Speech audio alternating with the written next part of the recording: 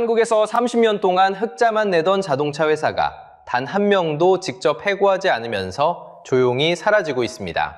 직영 정비센터 9개가 한꺼번에 문을 닫았습니다. 같은 달 GM 본사는 한국에 8,800억 원을 추가로 투자한다고 발표했죠. 그런데 그 돈으로 만들 신차 배정은 단 한 건도 없습니다. 우연일까요? 아니면 8,100억 공적 자금이 들어간 그날부터 짜인 계산일까요? 오늘 그 30년짜리 시나리오를 여러분의 세금을 따라가며 함께 파헤쳐 보겠습니다. 여러분, 2025년 12월 한국 GM에서 한 가지 통보가 떨어졌습니다. 전국 직영 정비센터 9개를 한꺼번에 닫겠다. 직원들은 다른 자리로 보내겠다. 본사가 직접 운영하던 정비정, 그러니까 큰 수리와 리콜 책임의 무게중심을 한 번에 드러내겠다는 발표였습니다. 대신 380여 곳의 협력 서비스 센터가 그 자리를 메우면 된다는 거였죠. 쉽게 말하면요, 차 한 대가 고장났을 때 본사 직영점이 아니라 동네 협력 카센터로 가야 한다는 뜻입니다. 노조는 곧장 법원으로 달려갔습니다. 직원들의 전직과 직무 전환을 멈춰달라는 가처분을 낸 거죠. 그런데 인천지법은 2026년 2월 13일 노조의 손을 뿌리쳤습니다. 법원이 더는 못 가게 막을 이유가 없다고 본 겁니다. 자, 여기서 이상한 일이 벌어집니다. 가처분에서 이긴 회사가 그 한 달 뒤인 3월 10일 노조와 마주 앉아 합의를 합니다.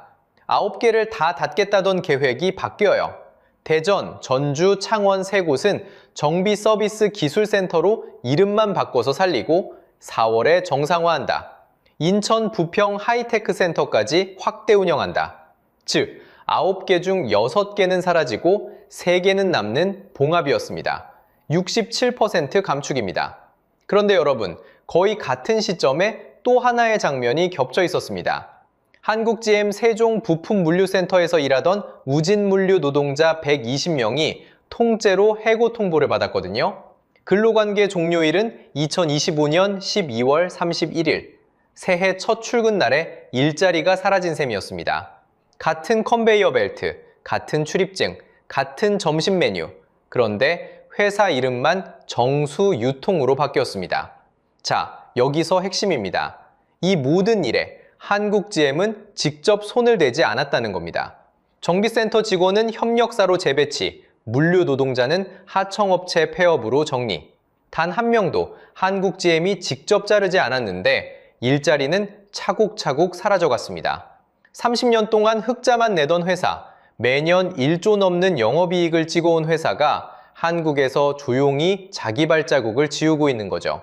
상식적으로 생각하면 흑자 회사라면 정비망을 더 늘려야 정상입니다.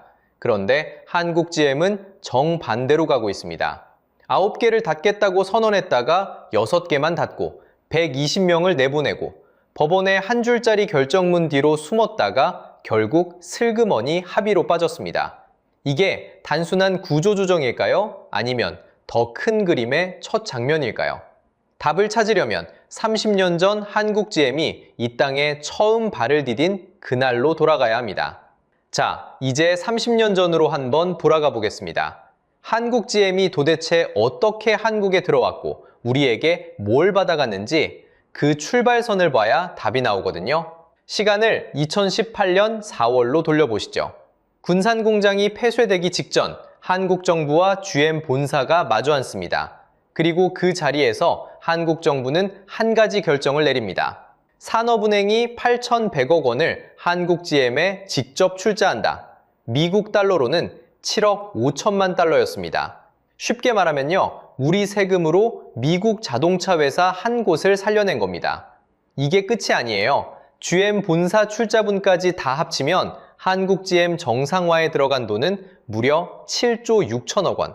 광역시 한 곳에 1년 예산을 통째로 부어넣은 규모입니다. 그런데 여기서 핵심은 따로 있습니다. 정부가 그 돈을 그냥 준 게 아니라는 점이에요. 산업은행은 8,100억을 넣고 한국 GM 지분 17.02%를 받았습니다. 그리고 GM 본사에 두 가지 조건을 걸었어요. 첫째, 한국 시장을 최소 10년 이상 유지할 것. 둘째, 한국 GM 총 자산의 20% 이상을 함부로 매각하지 못한다. 이걸 비토권이라고 부릅니다. 쉽게 말하면요, 정부가 GM 등 뒤에 보증서를 한 장 써준 겁니다. 다만 그 보증서에는 유효기간이 적혀 있었어요. 숫자로 보면요, 정확히 2028년 5월, 이 날짜를 꼭 기억해 두세요. 자, 그럼 GM 본사 입장에서 한국이 어떤 시장으로 보였을까요? 8,100억을 받은 그날부터 2028년까지 10년, 한국이라는 나라는 정부가 직접 손해를 막아주는 망할 수 없는 시장이 된 겁니다. 이걸 경제학에서는 포로 시장이라고 부릅니다. 한번 들어가면 다른 선택지가 없어서 비싼 값을 치를 수밖에 없는 시장 구조를 말하거든요. 그런데 이번 경우엔 포로가 한국이었습니다. 정부 보증서는 GM 본사를 한국에 묶어둔 게 아니었어요. GM 본사의 시간표만 10년 늘려준 셈이었습니다.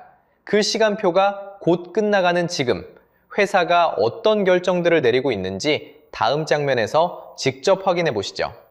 자, 이제 시계를 다시 뒤로 돌려보겠습니다. 우진물류 세종물류센터 노동자들이 노조를 만든 날, 2025년 7월 5일입니다. 23년 만에 처음 만든 노조였습니다. 그리고 정확히 4개월, 23일 뒤 회사는 폐업과 해고를 통보합니다. 11월 28일이었습니다. 근로관계 종료일은 12월 31일, 새해 첫날부터 일자리를 잃은 셈이죠. 여기서 진짜 함정이 시작됩니다. 노란봉투법 시행일을 기억하시나요?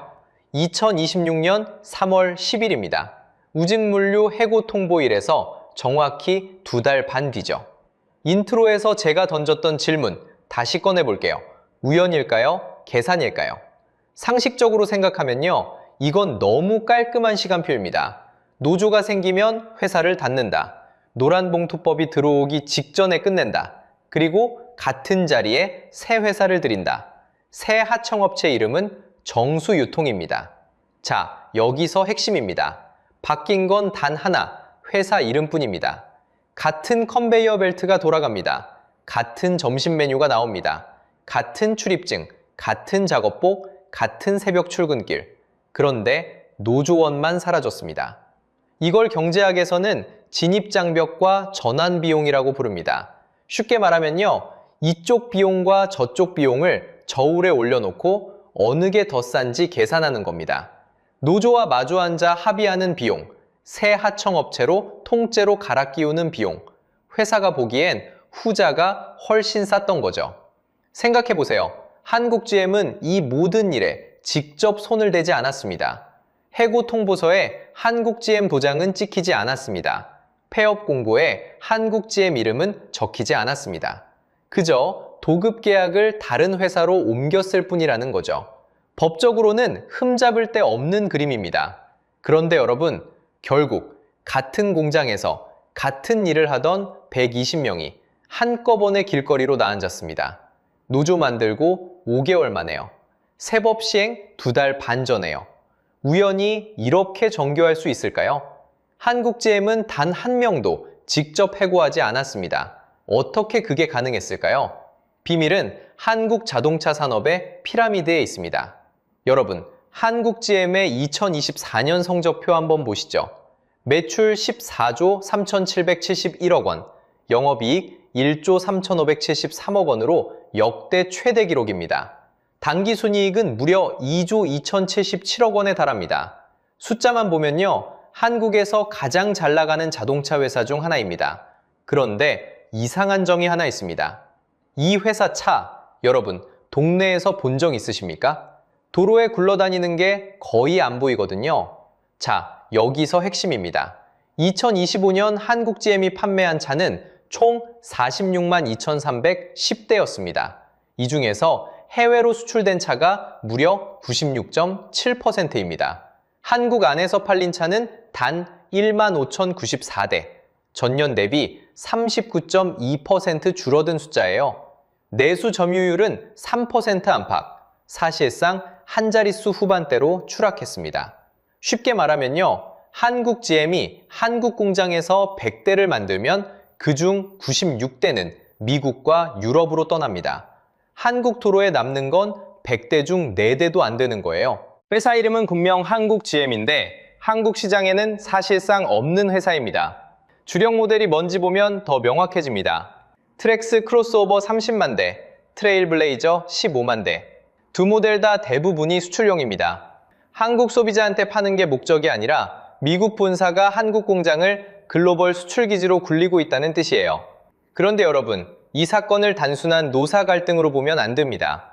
정비센터 9개가 사라진 것도, 우진물류 120명이 잘린 것도 다 같은 그림 위에 있습니다.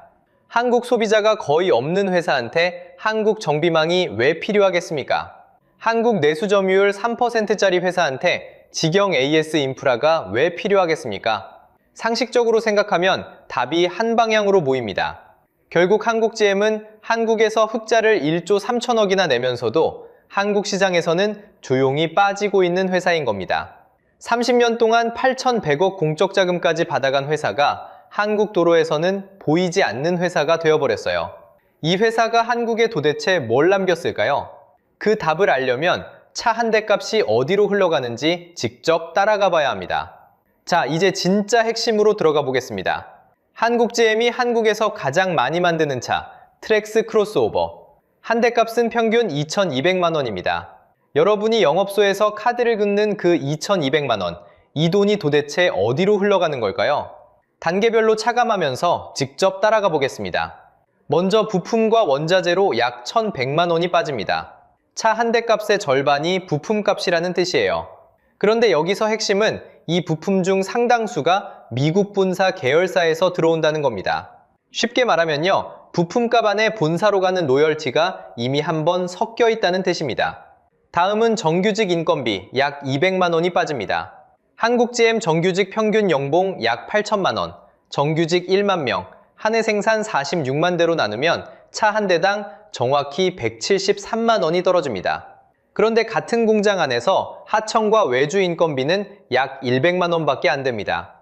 무직물류 같은 하청은 월 250만 원 안팎, 일부 보도 기준으로는 기본급 148만 원. 같은 컨베이어 벨트 옆인데 정규직 연봉은 8천만 원, 하청은 1,800만 원짜리 인생입니다. 경제학에서는 이걸 양극화, 바벨 시장이라고 부릅니다. 한 공장 안에 두세 개가 있다는 뜻이죠. 자, 여기서 진짜 무서운 항목이 등장합니다. 본사 로열티와 기술료. 숫자로 보면요, 지난해 한국GM이 GM 본사에 보낸 로열티만 5,636억 원입니다. 2025년 한국GM이 만든 차가 46만 2천 대니까 차 한 대당 정확히 122만 원이 미국으로 송금된 셈이에요. 그리고 영업이익으로 약 200만 원이 남는데요. 한국GM 영업이익률이 9.4%, 그 이익의 96%가 수출에서 나옵니다. 결국 이 영업이익도 배당과 본사정산을 통해 미국으로 향합니다. 마지막으로 세금과 기타 비용 약 50만 원이 한국 정부로 환수되지만 그 한국 정부는 지금도 8,100억 공적 자금을 회수하고 있는 중이죠.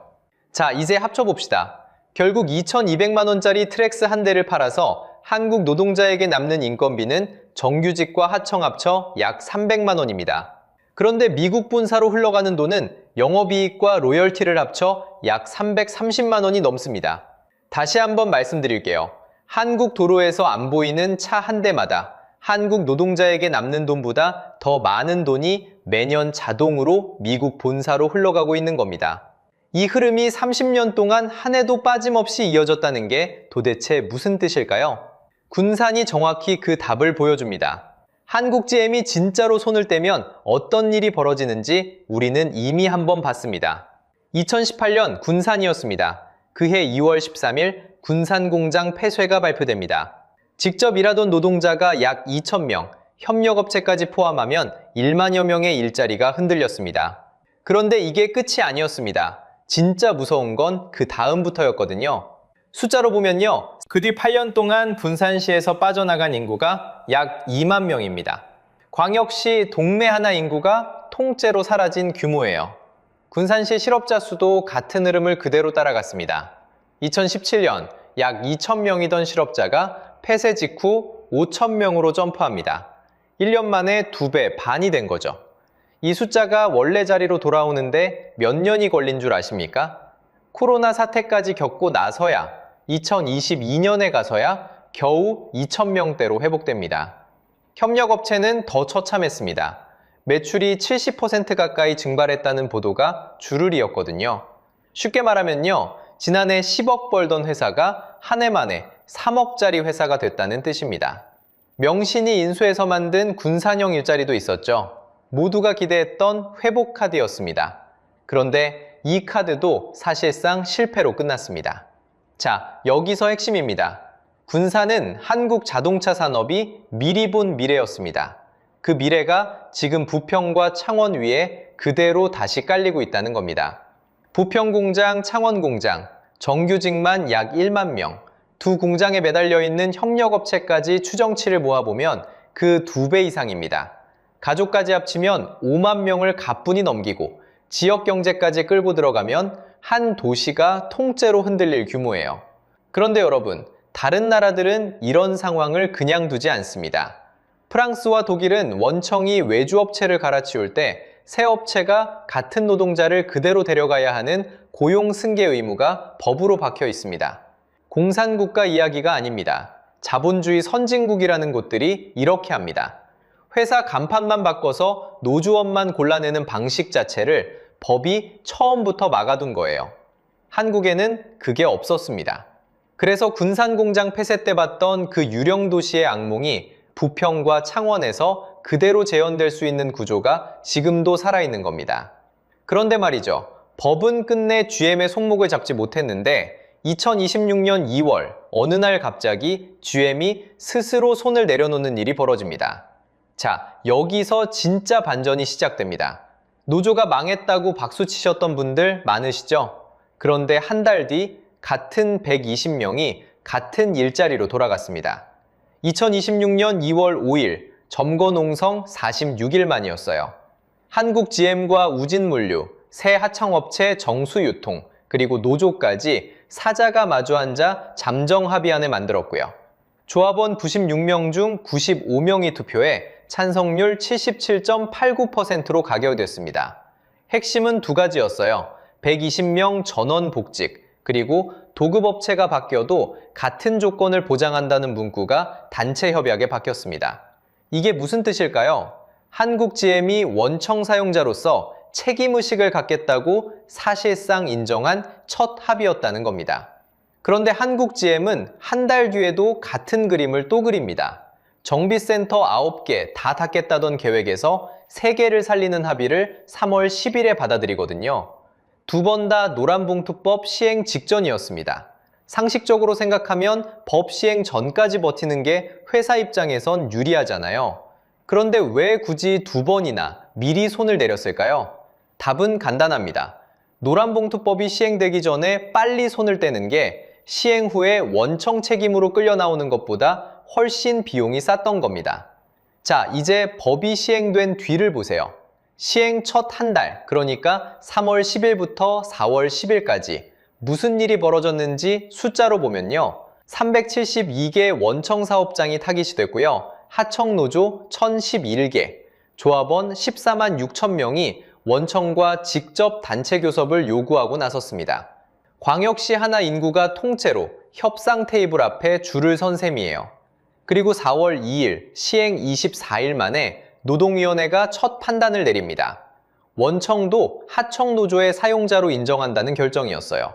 30년 만에 처음 있는 일이었습니다. 그런데 여기서 진짜 함정이 또 시작됩니다. 법은 약자를 보호하려고 만들었는데 외주일감 자체가 줄고 있어요. 시행 전후를 비교하면 건설, 건자재가 마이너스 23.4%, 석유화학이 마이너스 34.8%까지 빠졌습니다. 2차 전지도 마이너스 33.5%로 같은 흐름이에요. 외주 갈아치우기 비용이 너무 비싸지니까 회사들이 외주 자체를 접어버리는 겁니다. 이걸 경제학에서는 부메랑 효과라고 불러요. 약자를 지키려고 던진 법이 청년 재취업, 저숙련 노동자의 입구를 같이 막아버린 거죠. 그리고 여러분, 한 가지 더 짚어야 합니다. 황금알 낳는 거위에 배를 갈랐다고 한 시청자분이 댓글로 표현하셨는데요. 그런데 진짜 거위가 누구였는지 보셨나요? 1조 3천억 영업이익의 96%가 한국을 떠나고 있었습니다. 우진 120명이 거위를 가른 게 아니라 거인은 이미 30년 동안 한국 바깥으로 알을 낳아왔던 겁니다. 노조가 사라지든 살아남든 더 큰 시계가 따로 돌고 있었습니다. 자, 이제 진짜 시계를 보셔야 합니다. 2028년 5월, 산업은행이 한국GM에 가지고 있는 비토건이 만료되는 달입니다. 쉽게 말하면요, 정부가 GM에 찍어준 보증서의 유효기간이 그날 정확히 끝납니다. GM 본사가 한국 시장을 유지해야 한다는 의무에서 풀려나는 시점이 바로 그날이라는 뜻이죠. 그런데 GM은 그 사이 가만히 있지 않았습니다. 2026년 1월에 8,800억, 같은 해 3월에 4,400억, 두 번에 걸쳐 한국에 추가 투자를 발표했거든요. 숫자만 보면 한국에 남겠다는 신호처럼 보입니다. 그런데 여기서 핵심은요, 그 돈으로 만들 신차 배정이 지금까지 단 한 건도 없다는 겁니다. 지금 부평과 창원에서 굴러가는 트레일블레이저는 2030년까지, 트랙스 크로스오버는 2032년까지 생산 계획이 잡혀 있어요. 그 다음 차종은 아직 어떤 차도 정해지지 않았습니다. 2030년이 오면 부평 공장에 무슨 차가 굴러갈지 회사도 답을 안 하는 상태인 겁니다. 그래서 한국 GM 노조도 2026년 4월 17일 성명에서 이렇게 못 박았습니다. 단순 투자만으로는 철수설을 못 지운다. 미래차 신차를 신규 배정해야 한다고요. 자, 그럼 우리가 지금 봐야 할 건 뭘까요? 첫째, 8,100억 회수 조건을 다시 협상해서 비토건을 연장하는 길입니다. 둘째, 추가 투자에는 반드시 신차 배정 의무를 끼워 명문화해야 합니다. 셋째, 협력 정비망 인증 기준을 강화해서 소비자 AS 권리를 지켜야 합니다. 여러분께 하나만 여쭙고 싶습니다. 여러분 동네 한국 GM 직영 정비센터, 이번에 사라진 6개 중 하나였나요? 협력 정비점에서 큰 수리 못 받게 된 적 있으신가요? 댓글로 들려주세요. 다음 영상에서는 노란공투법 시행 첫 2달, 노동위가 원청 사용자성을 인정하기 시작한 그 이후 한국 자동차 산업 전체의 하청 지도가 어떻게 흔들렸는지 본격적으로 파헤쳐 보겠습니다. 마지막으로 이 한 문장만 기억하셨으면 합니다. 차 안 사도 우리 세금이 한국 GM 본사로 송금되고 있습니다. 작년 한 해 그 돈만 5,636억 원이었어요. 그게 30년짜리 시나리오의 진짜 결말입니다. 오늘 영상이 재밌으셨다면 구독과 좋아요 한 번만 부탁드리겠습니다. 시청해주셔서 감사드립니다.